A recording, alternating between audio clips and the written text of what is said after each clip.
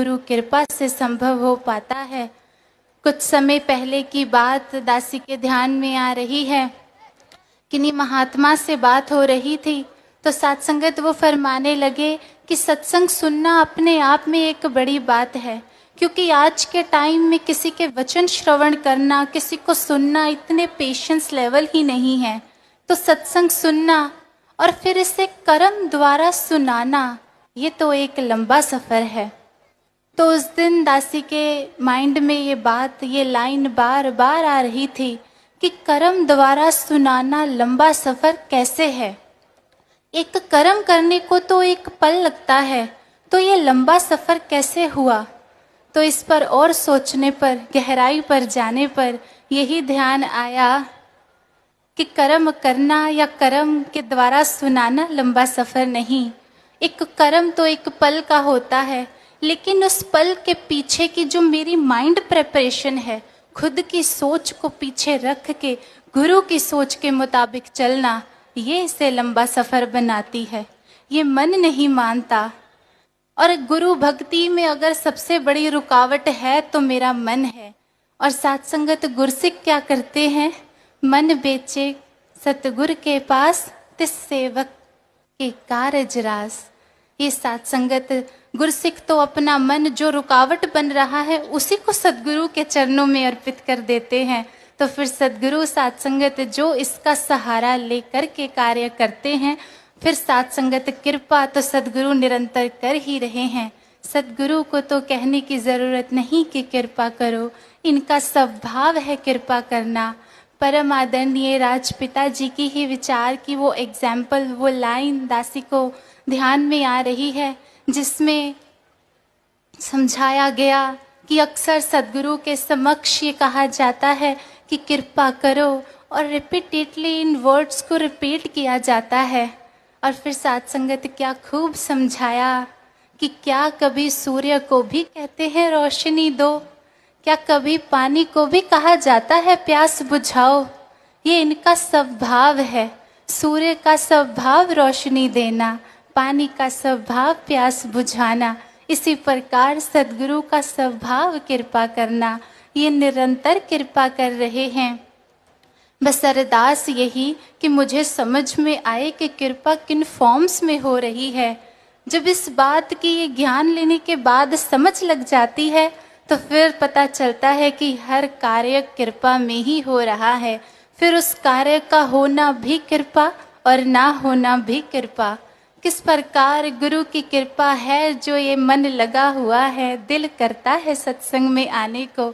जिसकी साथ संगत लिव जुड़ी हो, प्रेम बना हो, भक्ति रस जीवन में आ गया हो, उसे फिर कहने की ज़रूरत नहीं पड़ती कि सत्संग समय से आना है। ये मन भागता है अपने प्रीतम की चर्चा सुनने के लिए। कहीं कोई आनंद की बात, कोई आनंद का वचन मेरा छूट ना जाए। जिस प्रकार संपूर्ण अवतार बानी की लाइंस के दिन ते राती संत हमेशा सिफत हरि दी गांदे ने, नाम दा दारू पी पी साधु सबे रोग मिटांदे ने। ये नाम का दारू पीना भाव, जीवन इसके एहसास में जीना। नाम का दारू पी पी के, इसके एहसास में जी जी के भगत एक निर्लेप अवस्था उसमें पहुंच जाते हैं, जहाँ तो ही मोही तो कोई अंतर रहता नहीं, जहाँ बाहरी माया का कोई लेप, कोई प्रभाव भगत पर नहीं होता, क्योंकि इस पक्के का रंग चढ़ गया होता है। जिस दे मन विच हर हर वसिया, हर रंग विच एक रंग रहे, पल पल संग हरि दे रहिंदा, रब भी ओदे संग रहे। इस साथ संगत अंग संग करके परमात्मा सतगुरु ने हमारी झोली में डाला है ये विठल अविनाशी पार ब्रह्म परमेश्वर। किस प्रकार हमेशा शुक्रिया ही आता है सतगुरु का कि इन्होंने बचपन से ही निरंकारी परिवार में जन्म दिया। जिस प्रकार बाल संत ने, हमने उनके श्रवण भी किए, उनके वचन कि शुरू से ही जो निरंकारी परिवार में जुड़ जाते हैं तो वो एक अपब्रिंगिंग, ये पहले से ही गुरमत वाले गुण, अपने एक्सपीरियंस और थॉट्स जहाँ बनेंगे उससे पहले ही गुरमत जीवन में गुरु ने बख्श दी है। अक्सर वो लाइन दासी को ध्यान में आती है कि it's easier to write on a blank paper rather to write on a written paper. और सही भी कि एक साफ चंचल मन जिसके अपने थॉट्स अपने एक्सपीरियंसेस ना हो, उसको तो कोई बात समझाई जाए तो कितने सहज रूप में उस पर विश्वास कर लिया जाएगा, समझ ली जाएगी। लेकिन एक डेवलप्ड माइंड जिसके खुद के एक्सपीरियंसेस हो, जीवन का तजुर्बा हो, थॉट्स हो, वो सहजे किसी की बात नहीं मानता। निरंतर आदेश निर्देश आ रहे हैं कि कण कण से शिक्षा लेनी है, बेनिफिट ऑफ डाउट देना है, प्रेम करना नहीं प्रेम बन ही जाना है। लेकिन ये मेरे एक्सपीरियंसेस मुझे किसी को बेनिफिट ऑफ डाउट देने ही नहीं देते, किसी से प्रेम मुझे करने ही नहीं देते। तो फिर ध्यान आया कि बात किसी की नहीं, सदगुरु की माननी है। ये 3 लोक के मालिक हैं, इनका एक एक वचन समस्त संसार की भलाई के लिए है।